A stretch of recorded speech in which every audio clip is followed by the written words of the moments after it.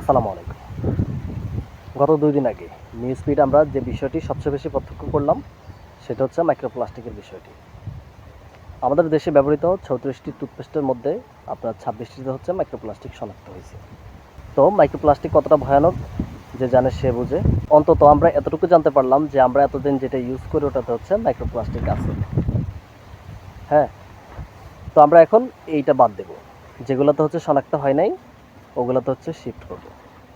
কিন্তু এর পরের দিন ফেসবুকে একটা পোস্ট দেখলাম, ওইখানে বলা হয়েছে যে আমরা যে ব্রাশটি ইউজ করি, মানে ওই ব্রাশ থেকে মাইক্রোপ্লাস্টিকের নির্গমনের পরিমাণ এর চেয়ে বেশি।